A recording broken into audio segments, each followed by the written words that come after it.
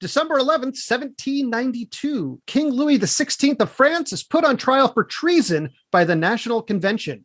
He hires the most expensive lawyer he can find, who is also executed.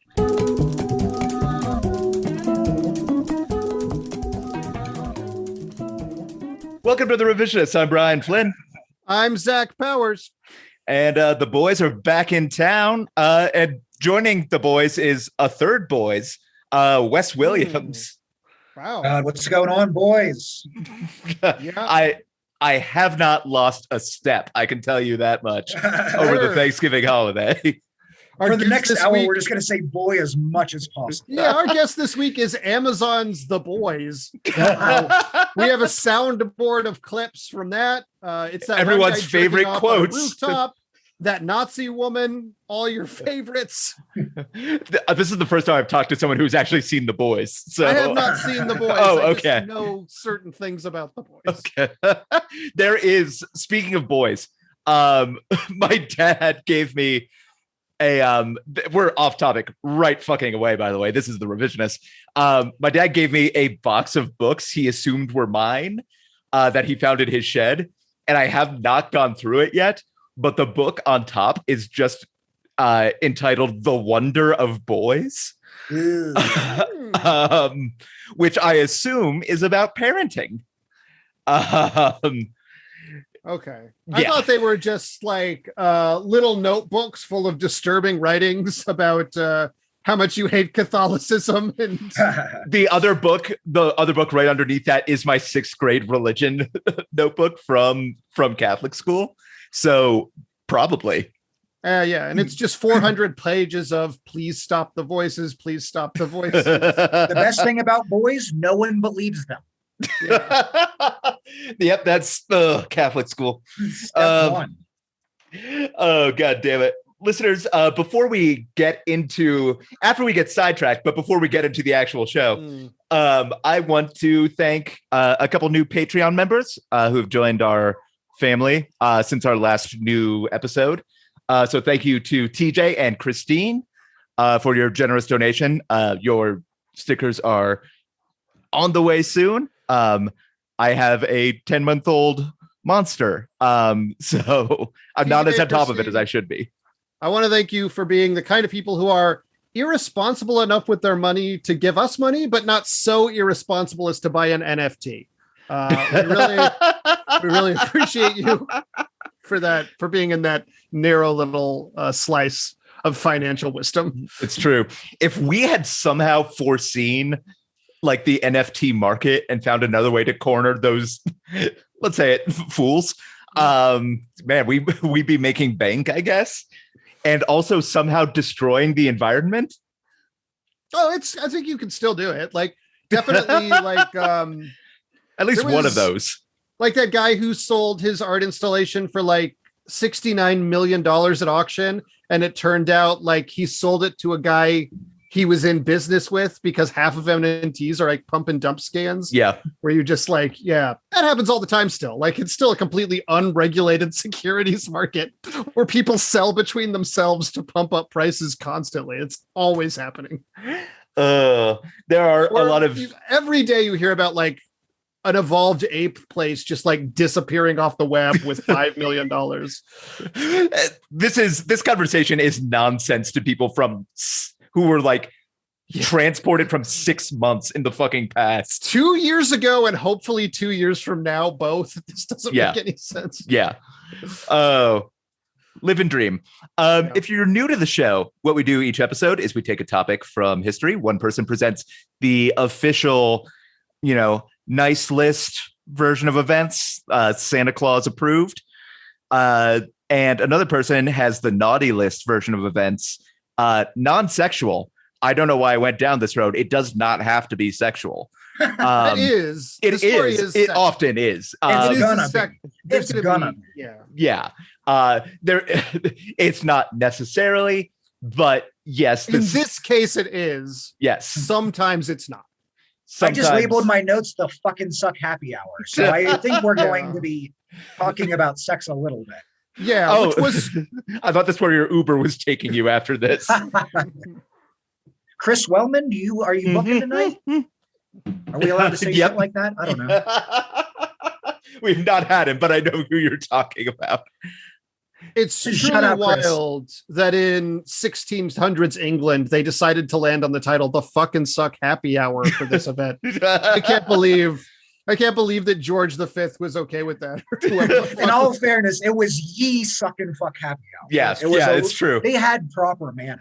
I mean, it's basically the wife of Bath's tale at a certain point. Mm-hmm. And then the winning story becomes accepted history going forward of this festive Yuletide, spinning wildly out of control blue marble. Right. These are our Christmas episodes. I'm Zach Holly Jolly Elf Boy Powers. Elf Boy is a fine BDSM name. Yeah. And I'm Brian fill up my stocking Flynn. This is actually a porn. Yeah, this is. We're two people filming a porn. Elf Boy and fill up my stocking.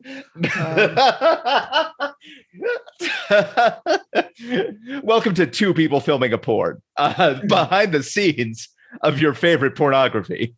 The podcast that explores how your favorite gay porn was made. One of the No Gag Reflex boys we're going to be looking at. Also called the Suck and Fuck Happy Hour, actually. Our last new episode, Gregor McGregor with Joe Lee, the listener vote is in, and the alternate history went out, where Gregor McGregor was not necessarily just a con artist, but the hottest restaurant promoter in 18th century Scotland, and also did, kill a bunch of people in the jungle. Yeah, so, and invented the Rainforest Cafe. Yes, that was the other thing. Yes, that was it. But now we are on to the second of our con artist miniseries. William. Or is it the third? Just kidding. That's a con that I just pulled on you, the audience. It's the second. Yep. If you finished the Con trilogy with Con Air and just tried to make someone make a faker story than like Nicolas Cage's real life, I think it would be fucking impossible. It's true. And then he fucked Elvis's daughter and bought a dinosaur head. Like, how are you gonna fucking top any of this shit? No, that is full on cold medicine fantasy. Con Air, the movie where we're supposed to root for the child murderer escaping at the end. Anyway, dude, it's absolutely bonkers, and you absolutely do root for it. Cyrus the Virus, great, but like the entire time, Nicolas Cage is belting out this Southern accent. He's weirdly enraptured with like this toy bunny. It fucking rules. That movie fucking rules. I will defend that till the death. That is on. I've seen people die like that. Yeah, defending Con Air.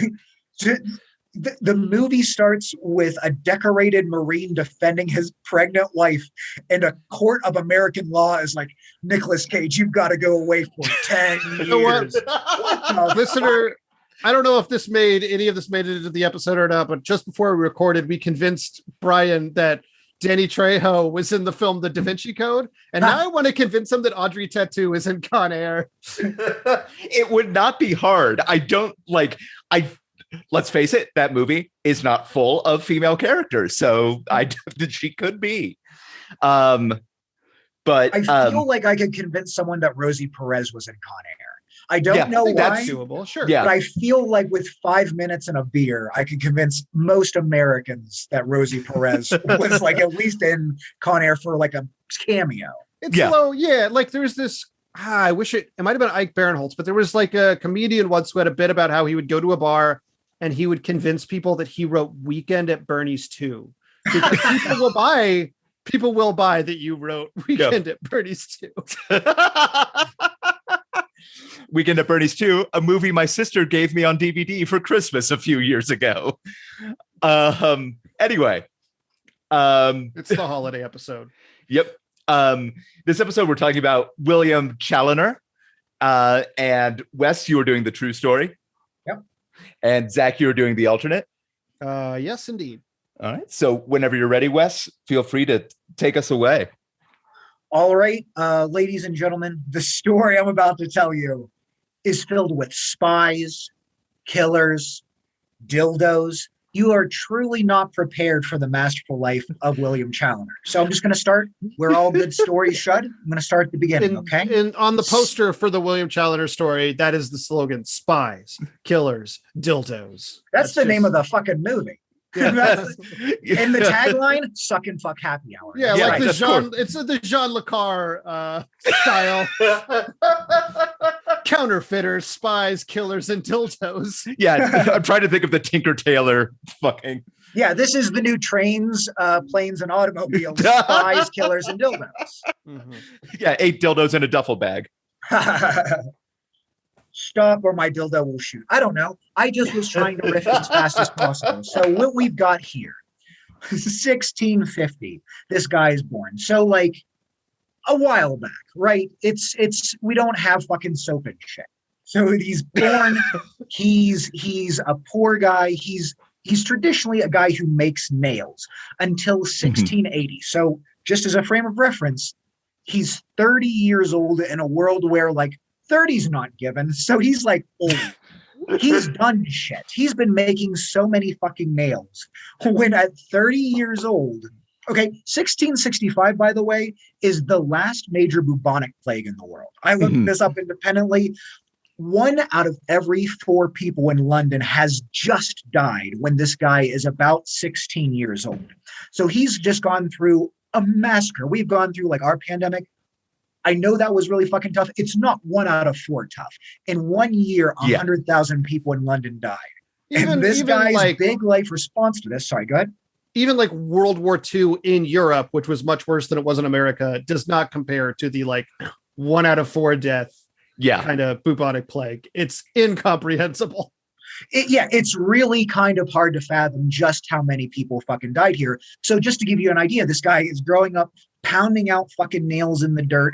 1/4 of the people like in his world sphere have died in a major metropolitan area right down the road from him. He's 30 years old, which even for us now, you should be like, you should have figured out what the fuck you're going to be. For most adults, you know, you got yeah, not me. We're comedians, of course. We're not doing shit, but like a lot of people should have figured out by 30 what you're going to do. At 30 years old, this dude moves to London where he becomes a master dildo creator for the sexual revolution in London. Because, you know, once you see 1 out of 4 people die, you're just like, fucking put it inside of me. I don't give a shit. I will suck it. I'll lick it. I'll swallow it. After that's how Bop It was invented. Oh my God. No one's pulling out. What the fuck? It's like, it's just apocalyptic fucking. It's just incredible what's happening there. No one's spitting on it. And by the way, when you go like, it's the sexual revolution, it couldn't have been that crazy. Just as a side note, shout out Nancy Norton. In 2021 Alabama, dildos are illegal, by the way. So like, this is absolutely true. It's a huge part of Nancy's set. Dildos are illegal in Alabama. So you have to put that in context that in 1680 England, he's fashioning dildos to put up people's asses and vaginas and whatever the fuck you want. Yeah. So like, it's pretty wild shit that he's doing at 30 years old. He's already going gray. He's balding. And he's just one day he's just like, I bet I could whittle a dick. And he did. He moves to the city whittling dicks in a sexual revolution in London. So they were whittled. I couldn't find what they were made of. Because like my knee jerk was, ivory. But no, of course not. They were not made of ivory. And I definitely recommend, I would say 2 things. One, I recommend looking up. I recommend Chaloner dildos, our sponsor for this episode. The first dildo with a vein. Look up look up William Chaloner, this fucking crazy little weasel, Steve Buscemi-eyed motherfucker. He looks so fucking crazy. Would you buy a dildo from this man? Because I know the pictures you're talking about. And here's the thing, I know a dildo maker and she's a fucking lunatic too. You just don't you just don't come out of like Sunday school one day, like as a healthy, adapted person. And you're just like, I want to make stuff that goes inside people's pussies. Like you start off being a fucking lunatic. Tell me if maybe you have this in your notes, or we're going to talk about this, but one of the things he did with dildos that I found was fascinating was like watches were big at the time. Watches were new. Yeah. Watches were new and they were like a symbol of status because not everybody could afford one. So sometimes people would buy fake watches that were just like pieces of tin that were made to look like a pocket watch, but nothing was inside. And he made those, but inside he put little dildos. He put little dicks inside of the tin watches. Now that doesn't add up because I don't even know how you wouldn't just lose that in yourself. I don't know if they were for practical use. But, so it was like a joke. It was like a ha kind of like just being like, oh, the myth, the legend shirt where it points to your cock. I think it was like someone on the street would be like, what time is it? And you'd be like, it's D's nuts o'clock or whatever.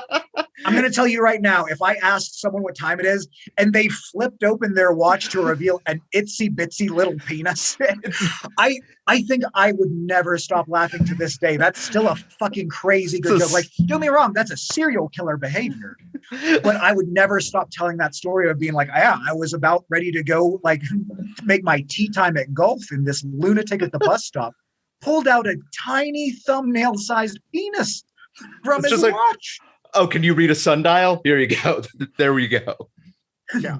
People would be like, are you sure it wasn't a Tic Tac? And be like, don't doubt me. I know a little penis. See, I read that thing, but did not read that they were small dildos. Well, I thought they may have been big watches. Like, no, I think they are like supposed to be pocket watches, as far as I could tell from what I didn't see like a specific accounting of the size. But as far as I could tell, these tin watches were always pocket watches. So it seems to me like it had to have been a little teeny tiny dildo to be like, I don't know. It's like, maybe it's a way swingers picked each other up in a bar. Well, that's what I'm trying to think too. Is like, was it like a wink and nod of being like, do you want the knob? Or was it like always like a funny joke of being like, it's get fucked o'clock? Like, that's what I want to know. Which is also the guy who has the watch with the dildo in it. The other thing about that guy is it's funny the first time. But you know it's gonna be every day with that guy. So if you like work with him or something, yeah, every office has a dildo watch guy. The shine comes off that dildo real quick. You would have to think that if he lost that little penis in 1660 and someone else found it, they don't have movies. They have no concept of like what the world's supposed to be. I would 100% start a religion around that little penis. I would be like, God put this tiny penis. I would like try to grow it. I would like bury it. I would try and water that little penis, see if it grew a bigger penis. Because it's clearly not a shower. You have no concept of how science works if you're just a regular fucking person in 1660. Like, I know it's like the Enlightenment, but still, like, think about how dumb the average person is in our world with the like amount of books and information we have readily available. In 1660, if you were just like a beet farmer and you found a tiny penis, you would be like, God gave me this penis for sure. You wouldn't even question it. You'd be like, this is divine dick.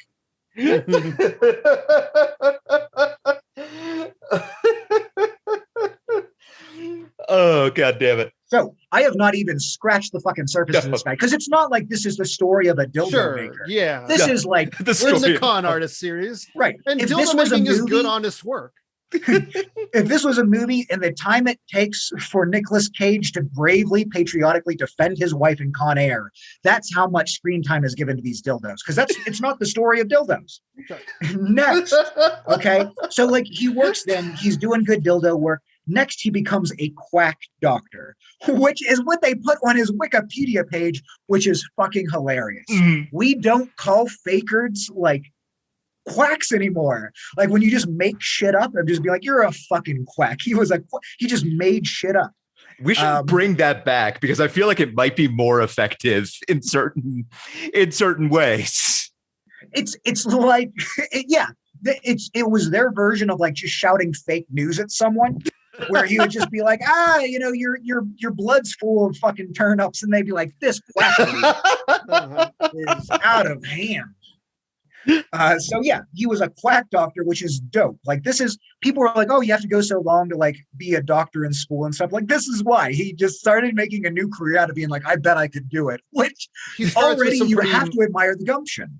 Yeah, he starts with some pretty mild scans. Like it's quack doctory.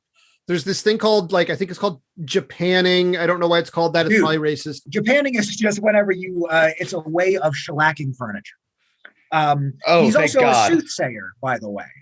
Japanning does sound super fucking racist. Like if I would like went into a bar and a dude was just like, someone's been Japanning in here, I would 100% not be like, oh, is someone making furniture? I would be like, this is a white supremacist bar. It was named, I guess, after lacquer work from Japan at the time. Right. So a technique that they used in Japan on lacquering shit to make it look better than it actually is. So he could sell things with lacquer that were like worth less than they actually were. Just like the quack doctor thing, like a lot of these terms don't hold up to scrutiny. Where you go, we've started to be more polite about the people who thieve us.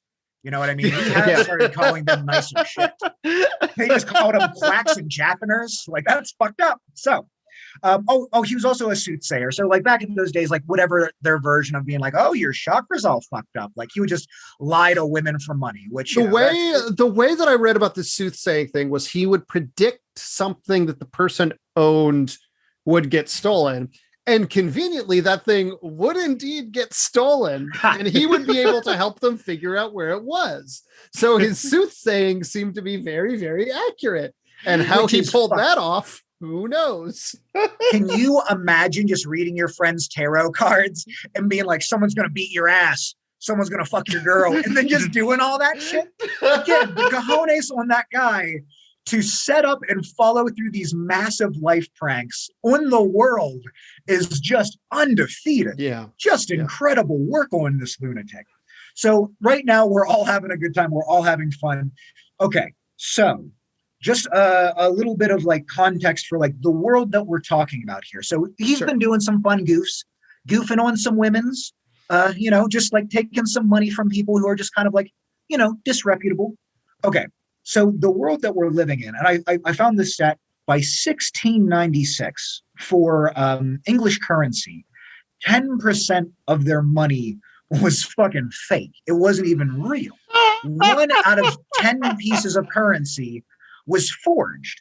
And so he takes a look at this, and he goes like, well, shit, I can do this. I've been making little dicks. Why can't I make little coins and make like way more fucking money? Because not everybody wants a dick in their ass, but everybody loves money. And he was just like, I can greatly expand, and some people want those coins in their asses too. There's so many more things you can do with coins. So he starts like forging these coins, right? That's it. That was his selling point for coins. Like, yeah, I know everyone wants. You can buy literally or put them up your ass. It's literally the scene in The Simpsons where Homer finds the $20 bill and has to realize that money can be exchanged for goods and services. So something interesting happens here, right? Because at this point, when he was quacking, when he was Japanning, he was still just like a normal lower middle class dude. And he starts to get into forging. And it turns out this random dude is crazy good at forging. So he starts becoming a little bit of like a man about town. He starts getting nice horses, like fucking ripped horses, big, nice houses. And that's what they did back then. He had to have jacked fucking horses, dude. Just Schwarzenegger horses, they called them. And they were just so fucking big. Not like those fucking soy horses they got down. Dude, Chad horses. Fucking alpha horses, just yoked. So he's got these nice horses and shit.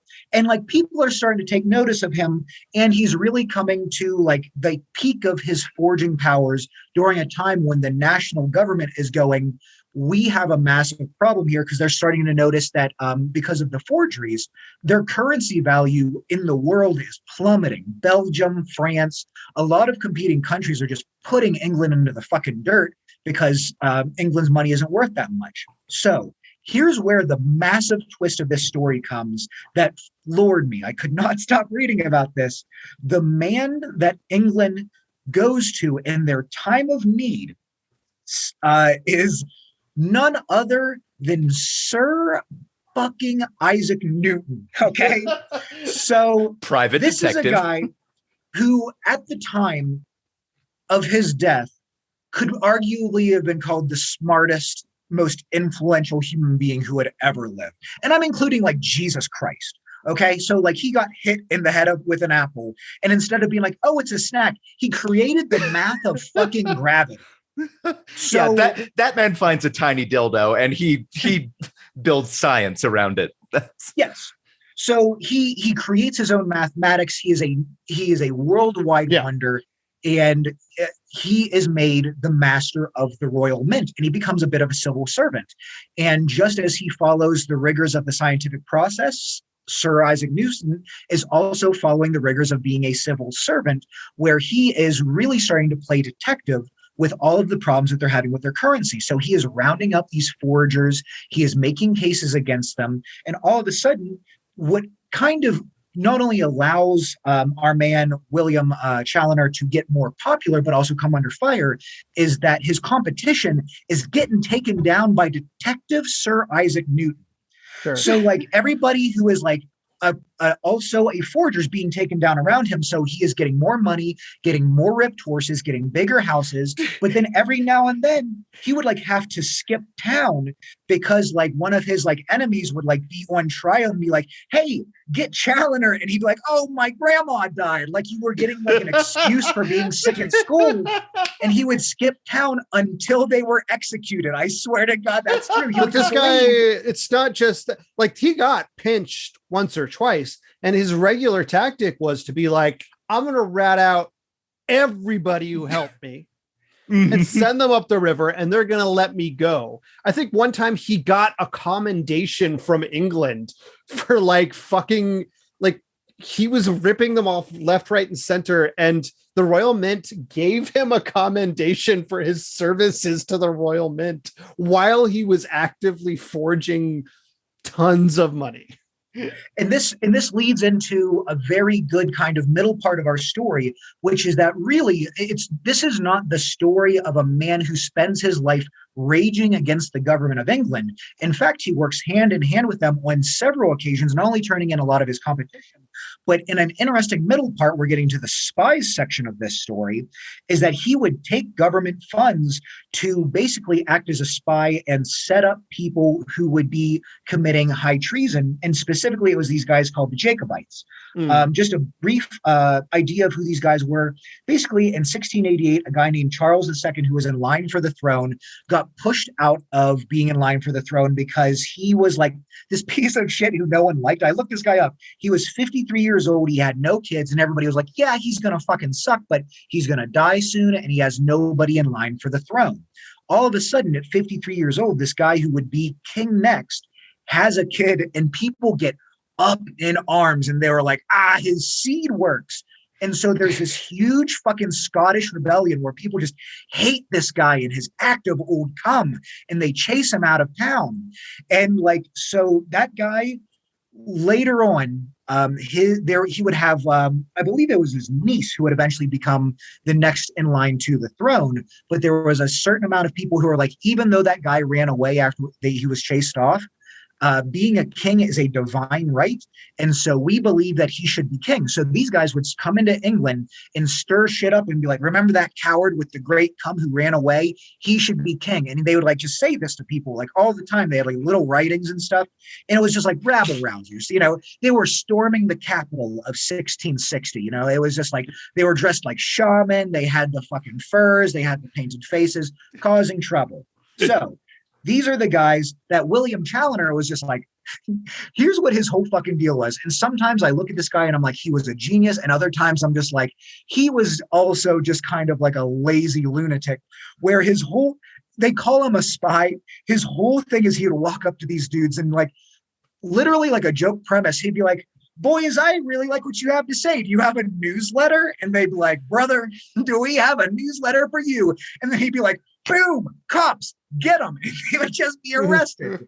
So it was fucking silly. Like I kind of went into it hoping it would be like James Bond subterfuge and him setting these people up. But he'd literally just be like, do you have anything I can read about this cum king that we chased away? Because this guy sounds amazing. And they'd be like, here you go, brother. And then he'd just fucking rat them out.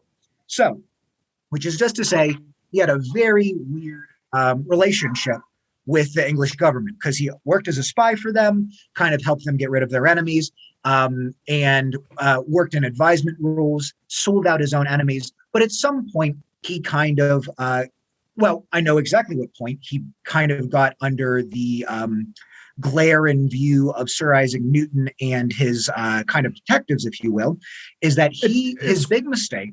Sorry, it is worth noting that this guy like worked very closely at times with, I think he was on like certain boards. Like he worked directly with the Royal Mint, which gave him inside information on how to counterfeit sometimes.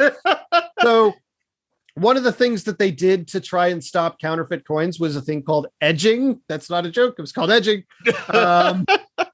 which is like a specific mold around the edge of a coin. And because of his inside information and his connection with a guy named Patrick Coffey, who was like this dude who worked on like the molds for edging coins, you know how our modern coins have like lines around the edges? Mm-hmm. It's like that. He was able to get like an insider scoop for how to edge coins and make his counterfeit coins better because he was like working with people in the Royal Mint. Like the Royal Mint gave him awards. They worked with him. They helped. He was like, I'll help you find counterfeiters. And at the same time was gathering data on how to counterfeit better. Yeah. So it kind of in the next step of him being like kind of a master moldsmith is what ended up with making his downfall too, which is that he started to make fake lotto tickets, right? And it's not necessarily exactly like the lottery tickets we think of today where you just scam old people out of their money, but it's exactly like that as well, where they would make molds to these like lotteries that people would enter. And he started like scamming these. And what happened here is he got directly sold out by one of his friends for immunity. Can I make one more note of something crazy that this guy did before the lotto ticket scam? Sure. That I read about. So when England started like doing more paper money, there was a chemical where you could like wash the ink off of the paper, the specialized paper, and then put it new ink on. So like you could turn like £1 into £100 bill, basically was the idea. And he did that for a while. But when he started doing that, the paper money was so new that what he was doing wasn't even illegal for another 2 years because they forgot to make that illegal when they first introduced the money. So I just thought that was very funny. And no, it fucking rules whenever you realize that like in the olden times, you could just do some fucked up shit and people were like, someday this will be a crime. So you better fucking watch out like 10 years from now when this shit's a crime. Like our courts are just a ram's fucking shackle bunch of people locally. We don't know even what's like of just being like at some point someone came together and was just like, we've got to make theft a crime. We've got to. We've got to stop this shit. Meanwhile, I saw a black cat the other day. We should probably burn a town. Oh, absolutely. Like, and I mean, like, I know that like maybe this is like well-trodden, like, like comedy, but like in Cain and Abel, when Cain just killed Abel, he didn't even know he could do that shit. I feel so bad for him. No one had ever died before. He had zero fucking clue what was going to happen when he hit him with that rock. He had no frame of reference for that shit. There were no crimes. There was no murders. He invented murder by accident. And like, you know, I just think we should maybe give him a buy on that. Maybe make the second murderer the bad guy. Sure. Yeah. I mean, how long did they stand around the body being like, well, he's got to get up eventually, right? Right. That's happened every time. Solid hour, they were like, he's goofing. I would say a few clearly days goofing, just a caved-in skull and shit. I would say, hey, well, I can't stay mad at you. At least until there was visual decomposition. They were like, that doesn't usually happen. Right. Do they even know what rotting is? They're figuring there's a fucking angel with a fire sword giving them most of their goddamn guidance in life. They have zero context for what normal shit is. Sure. Maybe they're like, and maybe I'll rot soon too. Maybe that's fine. They have no fucking clue. So I'm just saying, in the olden times, people were figuring things out. He was just forging during a time when he didn't know that shit was maybe all that bad. 1 out of 10 pieces was bad.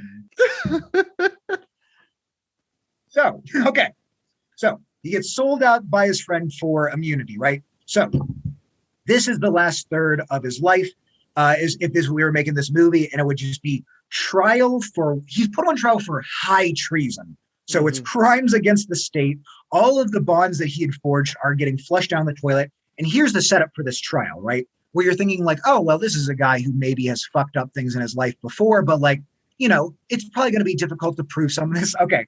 So here's the setup. For this trial, he had to A, conduct his own defense, B, with zero prior knowledge of the case against him. He cannot know what he's going against until he hears it in live time. C, he is not able to present his own evidence, nor is he allowed to present his own witnesses. And most importantly, and this is what's going to throw people of a modern audience off, is that D, he has zero presumption of innocence. So he's going against a lifetime trial where people are going, he probably did it. And that was like going in the baseline of being like, he probably did this shit, which is a crazy way to, I can't even imagine not getting like found guilty. You know what I mean? Like It would be so difficult to not get found guilty that if any of the three of us time traveled today and went back in time against this setup where you don't have a lawyer, you don't know what they're accusing you of until it happens in front of your face. You can't give evidence or witness. And people are like, you probably did it. You really have an enormous uphill battle. So it's not to say that he was innocent. I will say, yeah, he had the one advantage in that he probably could have guessed what they were going to accuse him of. But actually, that's the trick of it, is in the trial notes, even though he's brought to trial on his fake lottery letters, really what ends up happening is, and here's the thing, and it's tough to kind of extrapolate this from letters, but the real truth of it is Sir Isaac Newton, beyond his role as a civil servant, just kind of doesn't fucking like this guy. He's just kind of gotten he's a little bit too big for his britches, with the big horses and, the fucking houses. Isaac Newton's just like, he's kind of a little bit of he thinks he's bigger than he is. And I'm going to put this motherfucker down. And so what happens is the trial itself really only takes an hour, which is incredible when you think about the magnitude of what's happening here. So he's going on trial thinking, I have to defend myself against these fake lottery ticket molds. Sir Isaac Newton puts 8 witnesses from this man's entire life, starting with like the ex-wife of a friend from years and years ago on, to basically say that this guy's a piece of shit, right? So if you've ever seen like the last episode of Seinfeld, where they just bring back like cameos of people who keep going like, this guy's a piece of shit. That's exactly what happens in this trial, where their main case against him is a bunch of people saying like, I saw this guy do it and he's a piece of shit. 8 people say this over about like the course of an hour, and the jury deliberates. Oh, no. And a very important part here, which is just fucking hilarious. And I feel so bad for this guy that this is a matter of historical record.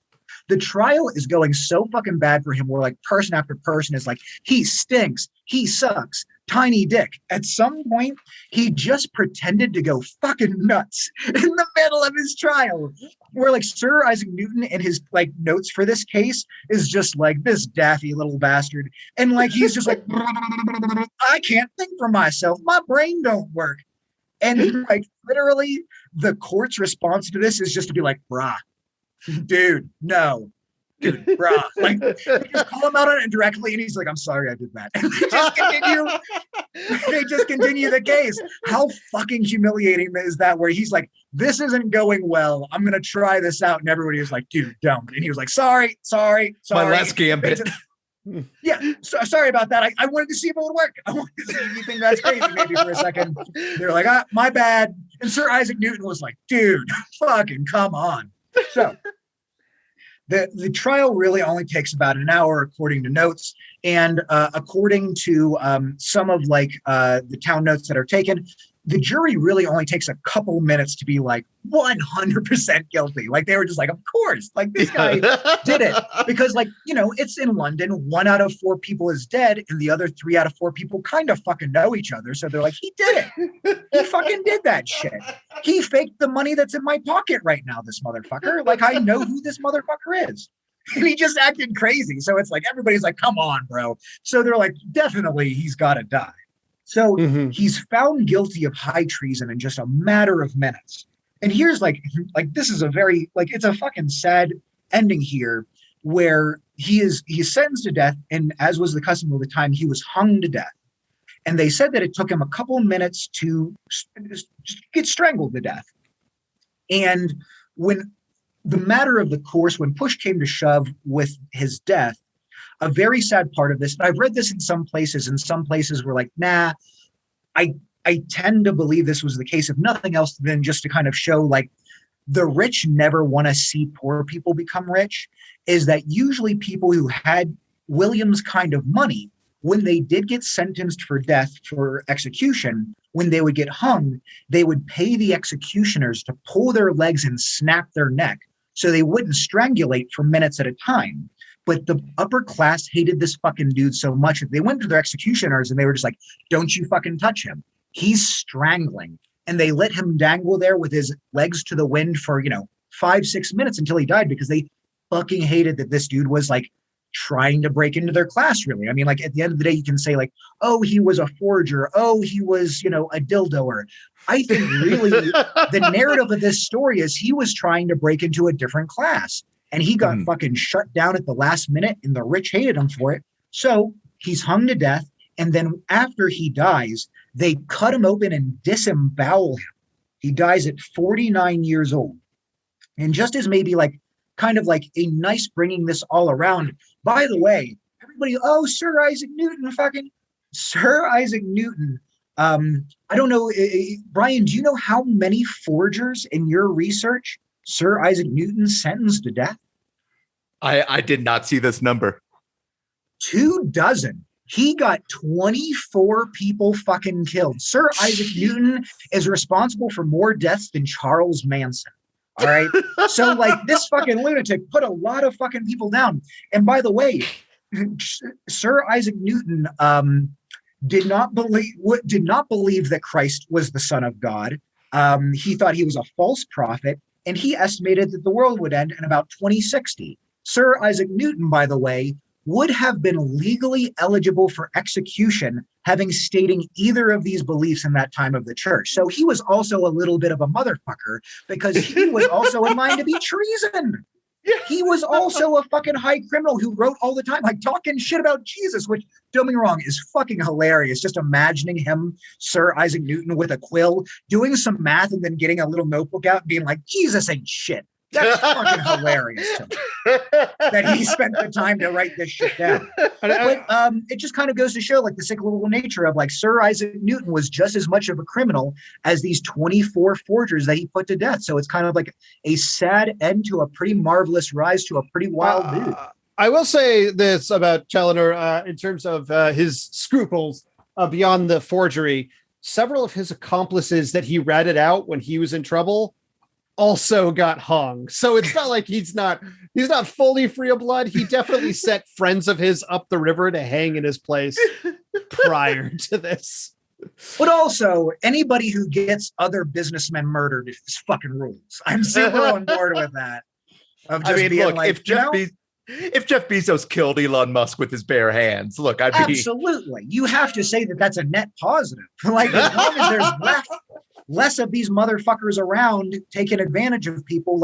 He was a forger who got other forgers killed. That's Dexter, basically. At the end of the day, he's responsible for less forgeries in the world, despite how much he's forging.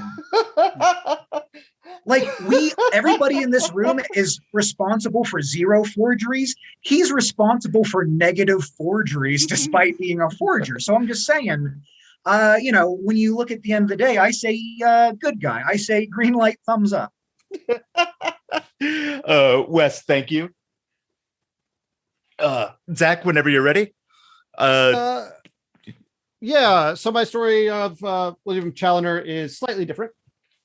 As a young man, obviously lived through the last ravages of the plague. Very distressing, very difficult. But besides that, he was a mostly typical kid with a skill for crafting and engineering.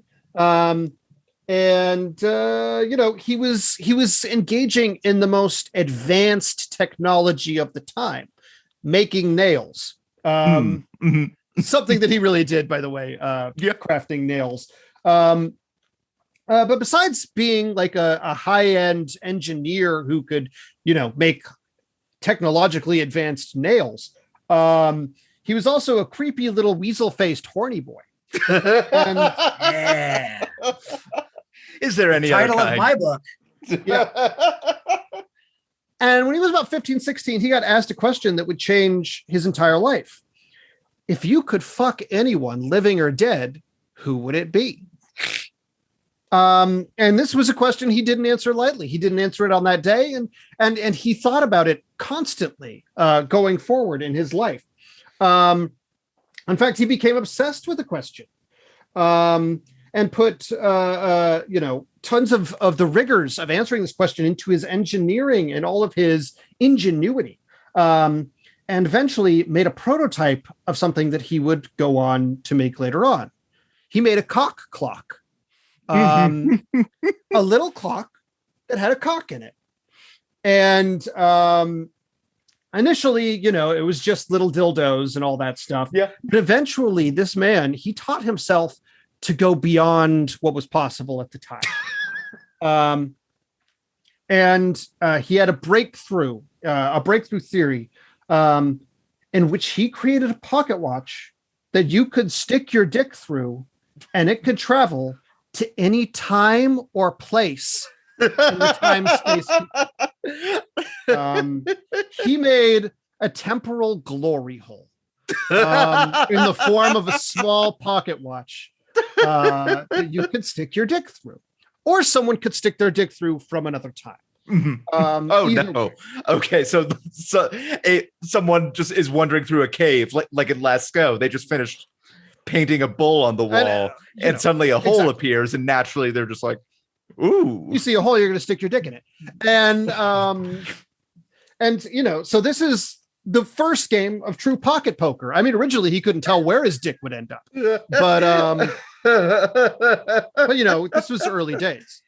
You could also hear things through the hole, and he used this information to become a soothsayer to fund his operations. He would hear things from the future. Oh, in 2 weeks, little Sally Sue's going to have her, corset stolen or whatever the fuck. And I can tell her about it in advance because I have this time travel. It goes into the future too. Future, past, whatever. Yeah. Time and space. It's a fucking TARDIS. But for your dick, only dick. Your next sip of water could be his dick. This dick is in all times and places. Exactly. Yes. It could show up anywhere. So he continues to do his research, but it's expensive and he needs money.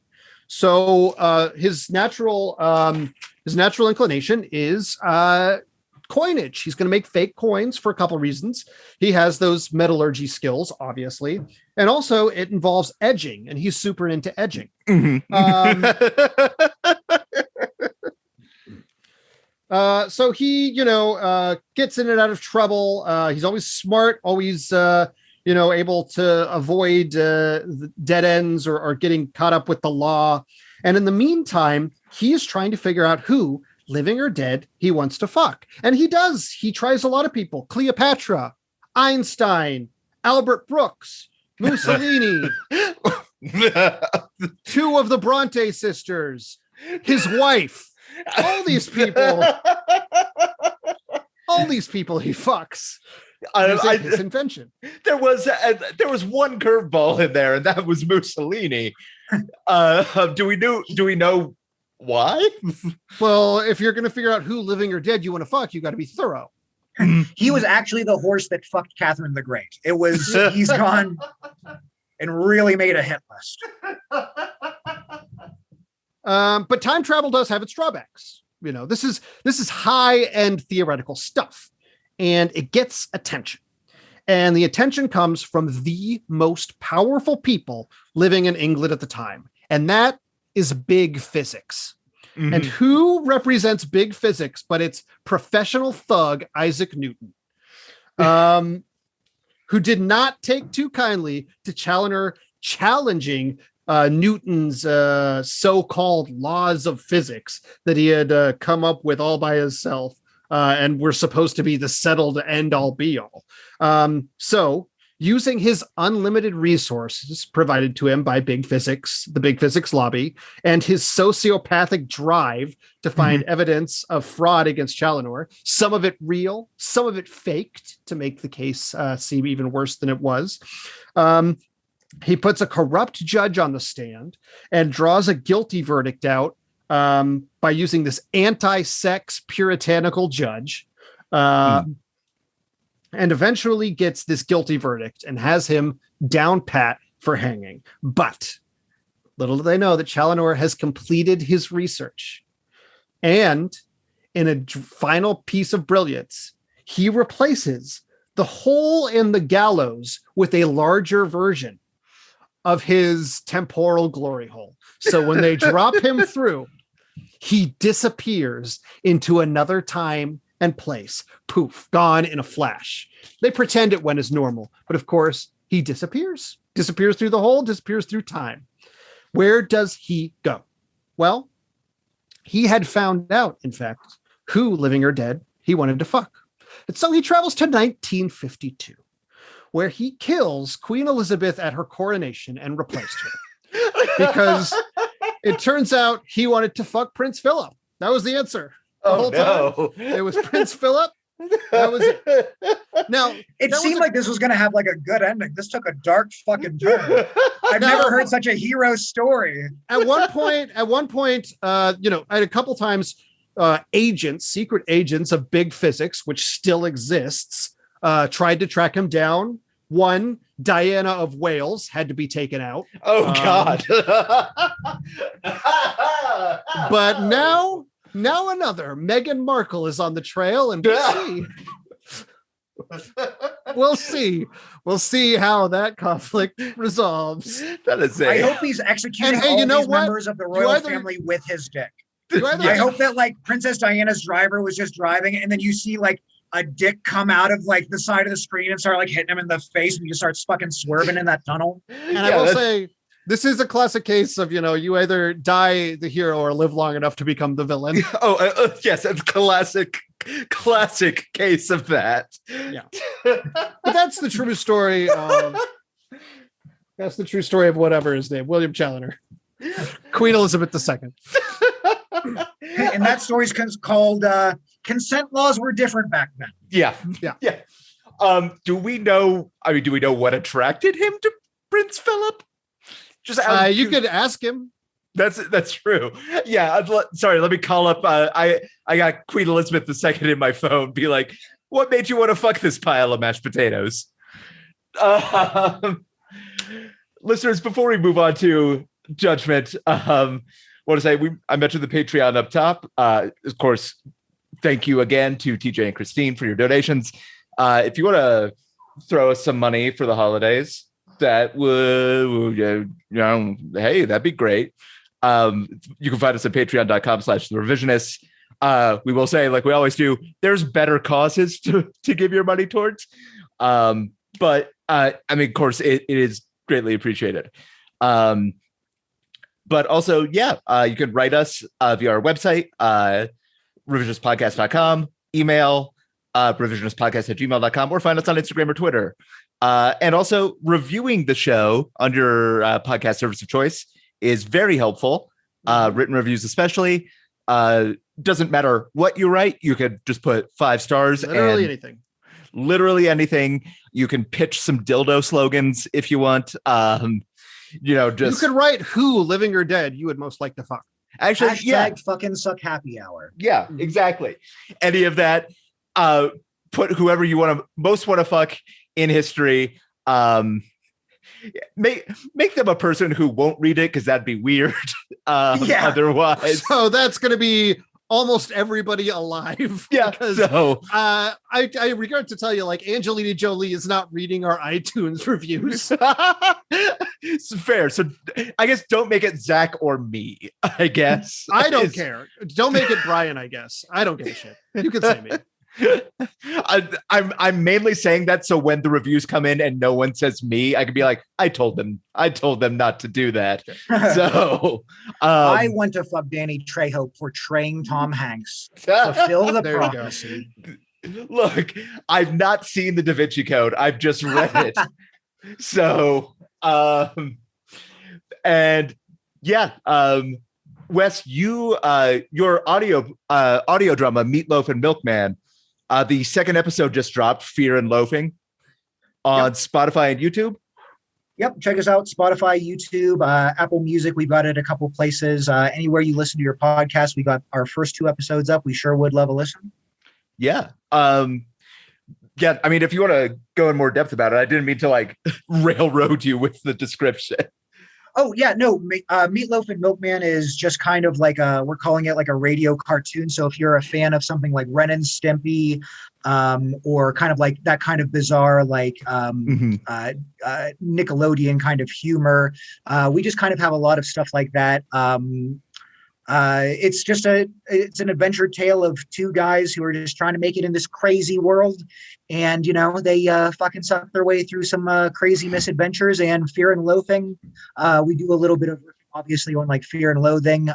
We do like a lot of like cameos with people who are in the Denver comedy scene, do a lot of music, do a lot of just like fun stuff that I think, you know, on your way to work or something like that, people would enjoy. So, you know, give it a listen if you want. I think this newest episode, we have some guest voices from Allison Rose, Noah Reynolds, Gabby Gutierrez Reed. So there's a lot of fantastic talent that's really helped us out with a lot of these. So, you know, if you're ever looking for something to listen to on a jog or whatever, we sure hope you give us a listen. Hell yeah. Zach, you co-host the Movie Trap. Yeah, it's the same thing I talk about every week.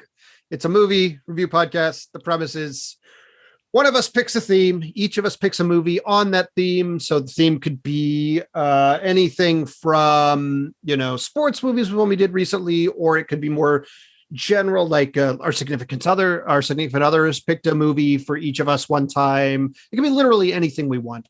And then at the end, we vote on the best of the 3 movies that were presented, and the winner gets to pick the next theme. And that's just basically how it goes. It's a way to talk about movies and sort of compete against each other. You can listen to it. Your most recent one was League of Their Own, which I did not realize you had not seen. Well, I've seen it now. Yeah. And you can hear what I think about it. So check that out, Movie Trap. That brings us to Judgment. And I am, as always, when I'm judging, torn and still deciding as I'm talking. Because on the one hand, at first I was like, there's no way to really out wild, make more wild bullshit up than what happens in the actual history. Like I was saying in the group chat, like when we were like first setting the details, I did not read this guy's full story. I got to dildo manufacturer and it was just like, okay, this is the next one. We're doing it. So, and then Zach was like, what if he was a time rapist? No. I did not ever say that it was not consensual. If you're fucking your way through time like that, I don't know how much yes and no is happening with your little cock clock. Yeah, I mean, look, it's the alternate history. We could make it so it's all consensual. Everything but Mussolini, let's say. Yeah, I don't want to make this guy sound like a bad guy in your story before he starts executing members of the royal family. I don't want to get this fucked up. Up to like Princess Diana. And then Zach introduced a little wrinkle of, hey, this guy's still unbelievably still alive. Um, Yeah, he's under your bed right now. This fucking monster. I mean, if Queen Elizabeth II is under your bed, yeah, I guess.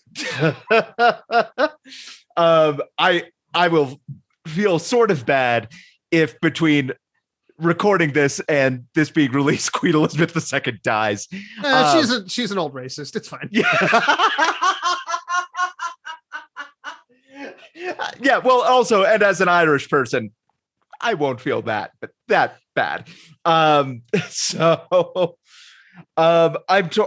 feel like I have to give my vote for the actual history because this humble the rise of this humble dildo Smith to if Spielberg did like a Catch Me If You Can version of this fucking story, it would be a goddamn blockbuster. I've spent the last like 40 minutes going like, well, I know a lot of people's last names are based on their professions and trying to think of what the last name of a dildo maker would be. Cocksmith. Yeah, Cocksmith.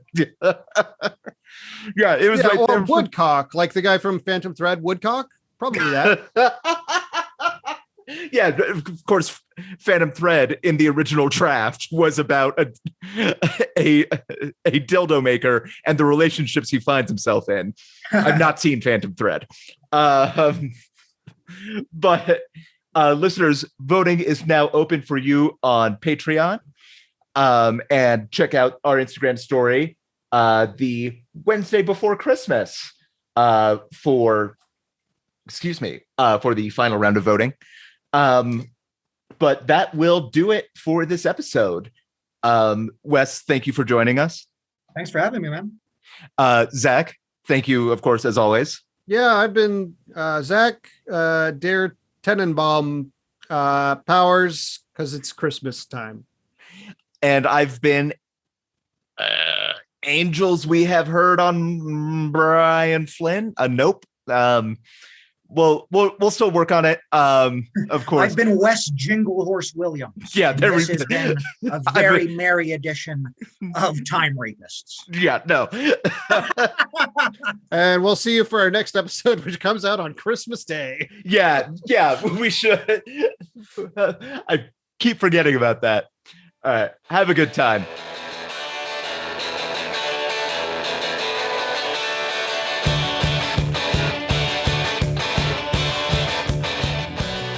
December 11th, 1816. Indiana becomes the 19th U.S. state and the first flyover state. December 11th, 1688.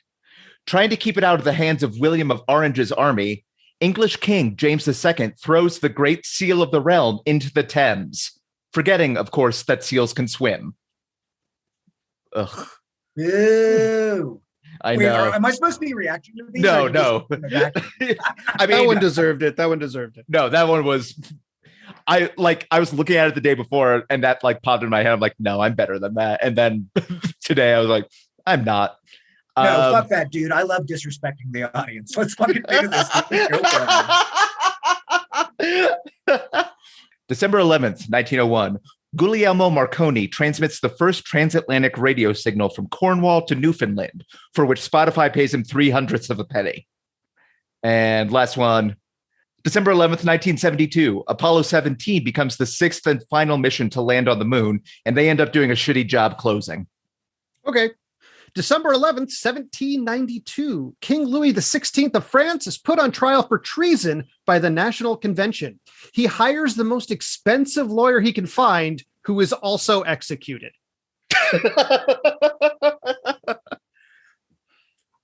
December 11th, 1901.